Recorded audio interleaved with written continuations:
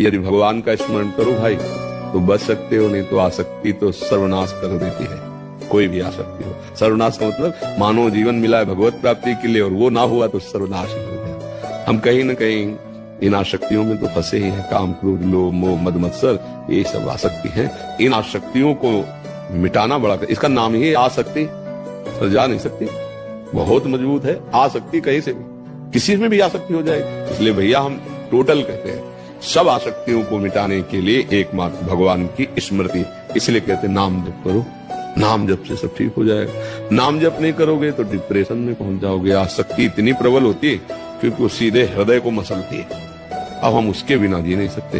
अच्छा, जिससे आसक्ति की वो नाशवान है, चाहे शरीर हो, चाहे पदार्थ हो, चाहे पद हो, चाहे वस्तु, कुछ भी हो, यहाँ जगत का सब नाशवान। अच्छा, खास बात, हम आपसे आसक्ति कर रहे हो, आप तीसरे से आसक्ति कर रहे हैं। अब और बुरी दशा लइए, हम आपके बिना नहीं जी सकते और वो हमसे कोई मतलब नहीं, वो दूसरे के बिना नहीं जी सकते। ये है माया का चक्र। इसलिए थोड़ा उठो, तुम भगवान के अंश हो।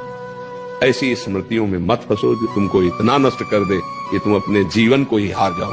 एक बार नारद जी निकले तो एक जंगल में एक बरगद के पेड़ के नीचे एक महात्मा भजन करते थे, एक पीपल के नीचे। तो बरगद के पेड़ वाले ने प्रार्थना की कि हरि से मिलते रहते हो, पूछना मुझे कब दर्शन देंगे। बोले अब जब लौटेंगे तो जरूर बताएंगे। पीपल वाले ने भी प्रार्थना की कि मुझे गरीब की भी बात भगवान के कान में डाल देना कि कब दर्शन देंगे। कुछ समय बाद नारद जी लौटे तो दोनों महात्मा दौड़ के प्रणाम किए और कहा भगवान ने क्या कहा। तो बरगद के पेड़ के नीचे जो भजन कर रहे थे उनसे कहा तुम्हें भगवान इसी जन्म में मिलेंगे, ऐसा भगवान ने कहा है। वो तो गए भजन करने, बहुत प्रसन्न किसी जन। पीपल वाले से कहा भगवान ने कहा जितने पत्ते हैं तुम्हारे पीपल के पेड़ में इतने जन्म लगेंगे तब हम उसको दर्शन देंगे। वो नाच पड़े, भगवान हमें जान रहे हैं ना कि मैं भजन कर रहा हूं। हाँ जान रहे हैं। बस ऐसा रोना आया, ऐसी विकलता, हा हरि आप मुझे जान रहे हो कि मैं भजन कर रहा हूं आपका, हा प्राणनाथ। उसी समय भगवान प्रकट हो गए। देवर्षि नारद जी ने कहा हमको तो झूठा साबित कर दिया, आप तो कह रहे थे जितने पीपल के पत्ते हैं उतने जन्म भजन करेगा तब मिलेंगे। तो बोले जो भाव आना चाहिए था वो भाव उसका अभी आ गया, आर्त भाव, इसीलिए मैं मिल गया। आर्त भाव होकर पुकारे मैं एक क्षण में मिल जाता हूं। गणना में भगवान नहीं मिलते, आर्त भाव से। इतने संत महात्मा जो सच्चाई से चल रहे हैं ये ऐसे अंधविश्वास में नहीं जी रहे हैं। ये अंधविश्वास नहीं है।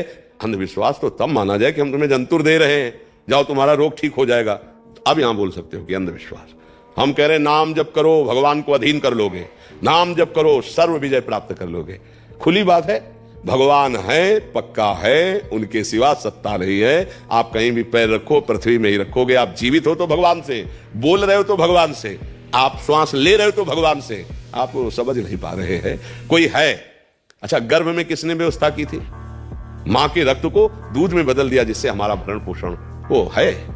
वो हमारी व्यवस्था गर्भ में कर रहा था, गर्भ के बाहर कर रहा है। पर मलिन बुद्धि होने के कारण आता है कहा भगवान, कौन भगवान, क्योंकि मलिन बुद्धि है। देखो आप हैं, अगर आप कहें कि भगवान तो चलो आप हैं, है ना आप, पर आप कौन है? शरीर तो आप है नहीं, मन आप है नहीं, क्यों कहते मेरा मन। आप अपने को जब बोलेंगे तो मैं बोलेंगे, तो अब मैं लगा करके तुम शरीर में बोलो तो अभी खत्म हो जाएगा आपकी बात, अभी हम काट देंगे। मेरा शरीर कहा जाता है, मैं शरीर कभी नहीं कहा जाता। मेरा हाथ, मेरी आंख, मेरा नाक, मेरा कान, मेरा माथा, पूरा ढांचा मेरा शरीर। तो तुम कौन हो? ये शरीर नहीं हो। मेरा मन, अंदर घुसो, तुम नहीं हो। मेरा स्वभाव, तीनों शरीर तुम नहीं हो। तो तुम हो कौन? अपने को तो जान नहीं पाए, भगवान को कैसे तुम जान पाओगे? इसलिए मान लो तो जान जाओगे।